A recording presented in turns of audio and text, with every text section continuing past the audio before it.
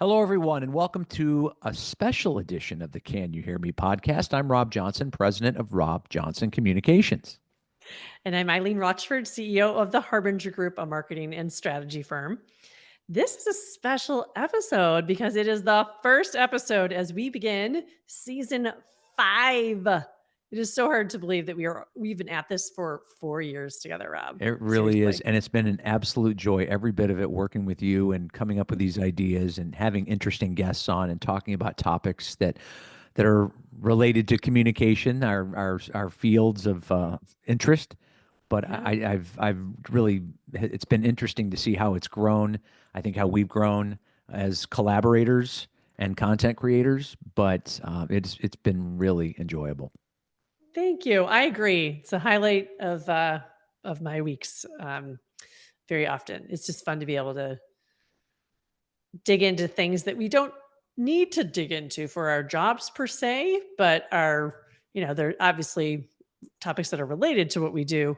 It's just, it's like going to school on the side and learning from these experts whom we bring on the show.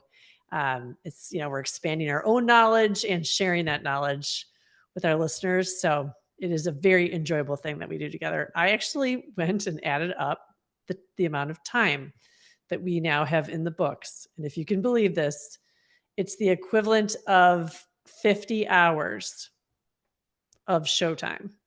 Oh my gosh, I that's a lot. know. I This know. this is episode 90. So yes, here we go. I The know. thing that really and if I can just walk down memory lane just for a second longer, then we'll get to the topic at hand today. For me, when I was newer in this career, now I've been doing it over 6 years, so I feel pretty confident. There's still a lot to learn. I know that, but we would have guests on, and they would share ideas or strategy or things that they were thinking about, and I would say, "Oh, I'm already doing that," or "Oh, that's something that I thought of," and so it really helped me early on understand that I am heading in the right direction, I think, with this whole communications consulting thing. So that was really fun for me. I mean, you've been at this for a while and you've had a tremendously successful agency for a long time. But for me, it was like, oh, that's what they're doing. That's what I'm doing. All right. We're a good company. Yes, good validation. That's right. I, So there's, anyway, as we jump into year 5 here, we want to discuss a topic that may be top of mind for you if you lead a team, and that is how to make sure your team's work is more visible. Making sure that the work your team is doing is more visible. Having employees who feel valued and recognized is a tremendous motivator that goes beyond the bottom line. As we do from time to time, we're leaning on the expertise of Harvard Business Review, which published an article of the same name earlier in this year in January of 2025. So if you listen to the podcast regularly, you know how much we value HBR because of its many professional insights like this one. And I think it's really one of the best professional development publications out there, and I lean on it frequently. Absolutely. And why not learn from the best and share and expand on the thoughts that HBR puts out there? It's certainly a tool that both of us read avidly, and their data is the best. They're very forward thinking. We love them. We're Absolutely. not going to go into the whole article, however, but it will be in the show Right. notes. Of course. So we've picked a few of the most important things out of this to dig into today. We've also got some insights of our own, of course, kind of layering on what we learned from our own clients and from our own experiences. And just, for me in particular, as an employer leading teams, stories I hear, stories Rob hears, things that we pick up along the way. So we'll be hearing about that today. So the first suggestion, though, in the HBR piece is understanding your team. That's a big topic that they dig into in here. What exactly motivates your team? Do you really know? And why is it important to understand what motivates them? In particular, what are their professional goals? What are the things that they do, in their personal lives that they might bring to bear in their professional lives? These are all areas of exploration when it comes to understanding the people you lead on your team. And obviously the answers are going to be very different for each of your team members, I should say, but it's essential, even vital, to understand their uniqueness and their drivers in terms of motivations and goals. And why do we think that is, Rob? What's your opinion? I think it's fairly simple if I'm reading this correctly, which is, Mhm. there's not one size fits all. So I think as an effective manager, you have to manage people differently. You have to understand some of the issues that you were just talking about, how people, what happens in their personal life that that they bring to bear, professionally, and what motivates them, and all sorts of those things. And so I feel like it's just an extension of knowing the personalities on your team and being able to get the most out of them, and how do I get the most out of them. So Uh-huh. I don't think it's like a light bulb moment necessarily. I feel like it's more of a, yeah, you should know those things. If you're effectively leading a team, you should understand that the personalities are different, the motivations are different, and the way you get things out of them will be different. Mhm. And I'll just share one thing that I've learned over the years is it's almost like a two-part, the yin and the yang, if you really want to understand the motivations and goals of the people whom you're leading. The first is, of course, you've got to build in personal time. And it's whether it's you're traveling together and you have, dinner the night before a client meeting, those moments like that example, take advantage of them. Don't just, small talk, but really explore. That's a time when you're not going to have to talk business, but you can kind of get a peek inside their brain. So take advantage of opportunities like that. And if they can't just have them organically, try and create them. So even if you're 100% remote, build in just coffee time, things like that. I think there's that piece of the yin and the yang. And the other piece is if you're not using a tool that helps you understand how, um, the people you work with, how their kind of brains work, if you will, and what drives them, there's so many simple ones out there. Five Dynamics is a great one that has a free tool version of it. They have a very, very robust paid version of it. There's Myers-Briggs has a free version. There are things that you can access, and if everyone does it, then you just kind of get a little understanding of, oh, my colleague over here is highly competitive and loves to reach goals and needs numbers, dangled in front of them to say, this is, you have to beat this, find the way to beat that, oh, my person over here is really, empathy is at their core, so how can I get them to really feel the what's behind this campaign, and understand, those we're going to serve by communicating it, as an example of, in our organization, those kinds of things. So we'll put these in the show notes, but try and find the two different sides and fill that in. And you're going to have this nice little motivation sandwich of each person, and understand, okay, that's what makes them, tick. And if I put them in the right positions, understanding their motivations and their goals, they're going to do great and be really happy. And I'm really glad you went beyond just the, hey, understand your team, which is how we started this, but you're also providing resources that could arm a leader with the ability and different ways to understand their teams better. So Yeah. that was very important. And I just want to add one more thing, which is it can feel very daunting, particularly if you're kind of a smaller, mid-sized organization and you don't have a lot of resources behind you. But it does not have to be robust or expensive to do any of those tests. And as I said, there's free versions. It's a little bit of time and effort, but the payoff is huge. It surely is. That's a great point. So the next idea that we want to talk about is using multiple channels to gain that visibility. So in other words, leaders have options when showcasing their team's work. It might be performance evaluations, it might be informal conversations, or perhaps public proclamations, and even strategic meetings with critical internal stakeholders, because everybody likes an audience with the boss every once in a while, right? But there are different ways that you can go about gaining that visibility, and I just named a few of them, but they all Yep, have their specific place in that universe. they do. And here's what I've learned over the years: don't squander them. um,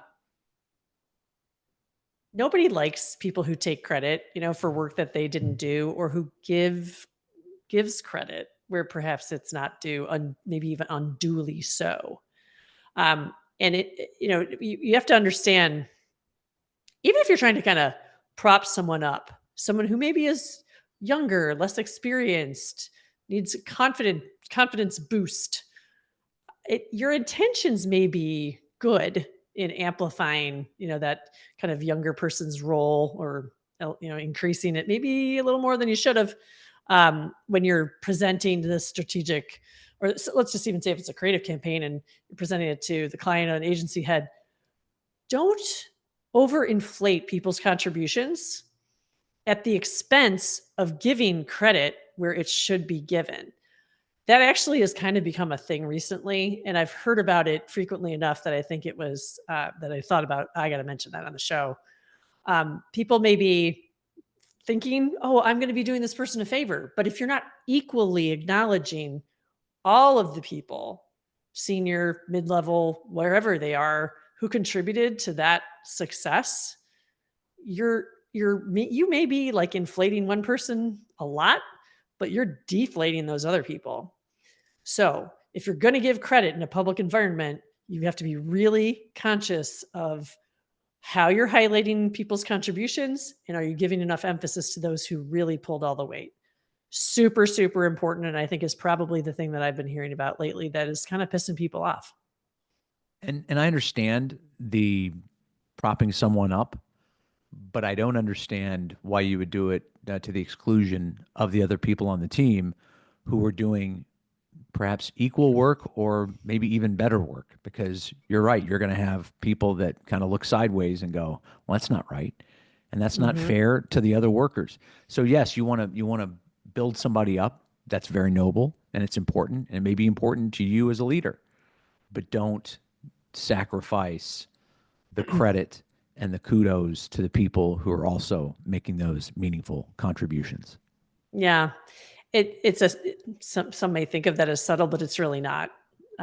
Everyone hearing that who made a huge contribution, maybe even if they're, super senior in the organization, they should be acknowledged. So there's another thought on that end is there's a lot of ageism happening right now in the workplace. So folks at the higher end of experience don't underreport their contributions. That's not helping them. So just a little thing to keep in mind, and one that maybe you're not thinking about. So that's why we wanted to focus on that. I'm glad you gave the example of ageism too, because that gives people something really tangible to think about. What are they talking about? And that's one example. And I think it's an important one, frankly. Yeah, for sure. So another key component to consider is encouraging collaboration for visibility. So allowing your team members to work with others throughout the organization gets them to engage with new and key decision makers. It allows them to be seen, to make a great impression, and can also increase your team's influence when leaders in other parts of the company see their impact. So it's a really nice little virtuous circle there by stepping outside, your own team, that you can help individuals be elevated in particular, which is awesome. Everybody wants that, but it also can lead to your own team having benefits down the line too. Well, and it conversely to the prior point about pumping somebody up too much, that's not what's going on here. It would be you allowing them to work with somebody else, for the other people in the company to see what your team member is doing, and then for them to go amplify all the virtues of their great work to other people, which will prop them up, and by extension, it will prop up your entire team. It has the ability to do that too. So I think that that's a really shrewd move. And when you have confidence in somebody and you know their work is good, and you have that opportunity to allow them to go work with people they might not normally work with, that can have a positive impact. And you can do this strategically too, particularly organizations or departments like marketing. If you're having trouble getting other departments to understand, the importance of marketing, for example, or to understand why is their budget as large as it is, giving them more access and visibility to your, brightest folks in ways that can be useful to, those departments and helps them to accomplish things. That's your foot in the door. That really, starts the conversation and understanding, so that, when you're asking for things in the future or needing, help paving the way with projects, those people can be advocates for you. So it's awesome. Yeah, that's a really terrific point because having worked with a lot of clients who have those marketing departments, and a lot of times it's like, marketing, and then they're going to go do their thing in a silo. But if they're going to be successful, they're not doing it in a silo. Let's be honest about that. But to your point, being able to have somebody that could go illustrate the importance of what it means to be marketing, to be getting your name out there, to be making sure that you're looking for all strategic ways to positively convey what is going on in the company. That's marketing. And sometimes people say, "Oh, it's just marketing." But I think Hmm. we've learned in this day and age, it's not just marketing. And some of those people can be some of your greatest ambassadors if they can make the case subtly or not so subtly to the people in other parts of the company. Another great example is communication.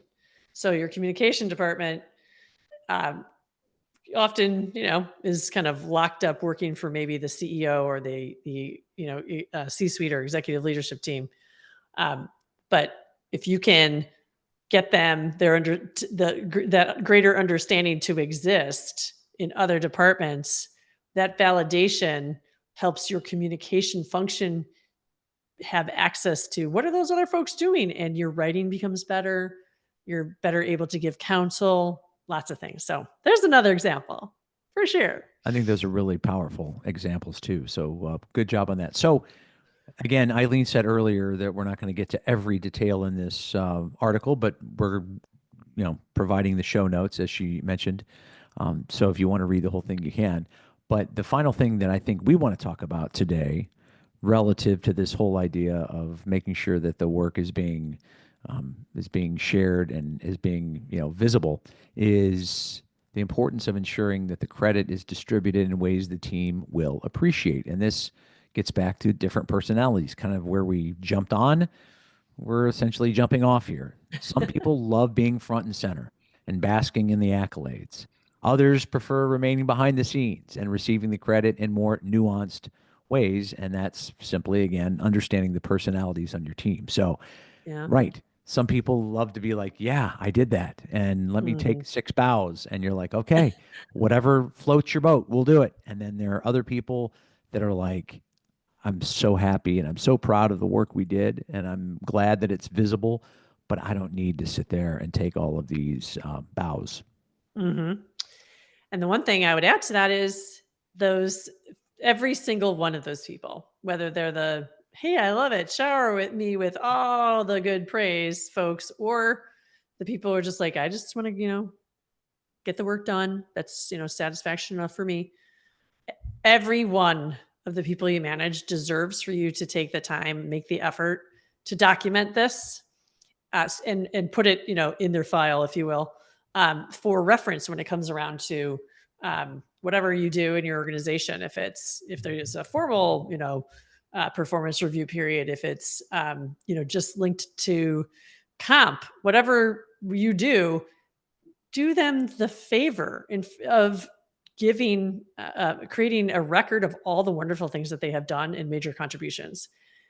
Now, that's something that not every leader will do. So, side note, if that's the kind of leader you have, listener, then as always, I highly encourage you to keep your own documentation of the awesome work that you do, and um, build that file so that you have your own case, to um, go after the best compensation package that you can and that you deserve. That's advocating for yourself. But leaders, that's who we're talking to right now on today's show.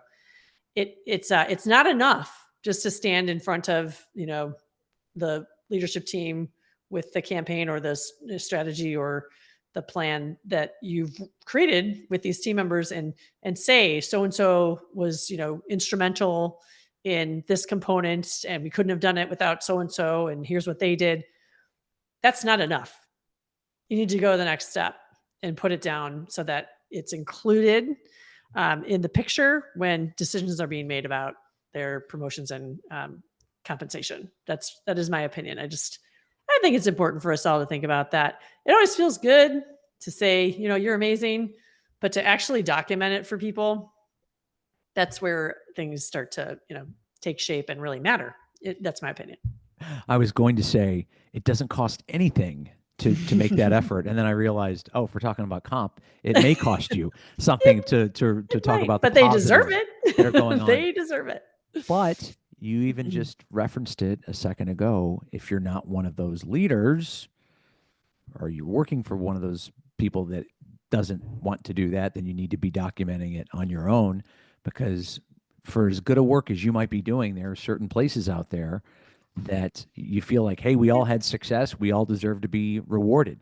And some people are like, man, if I put that in writing, I don't have any wiggle room, and I may have to pay them more, and I don't want to pay them that It's much more. And ridiculous. sadly, there are people, and I think everybody knows a few of them or have worked for a few of them, that they feel like doing that. It's not necessarily a sign of weakness. It's a sign of, oh gosh, if I tell them how great they are and I outline it, then they're going to want more money. And sometimes they don't Yeah. want to do that, when in fact, it would be probably a small investment. If this person is really valuable to your team, then yeah, you probably need to be doing it. Is everybody Yeah. going to do it?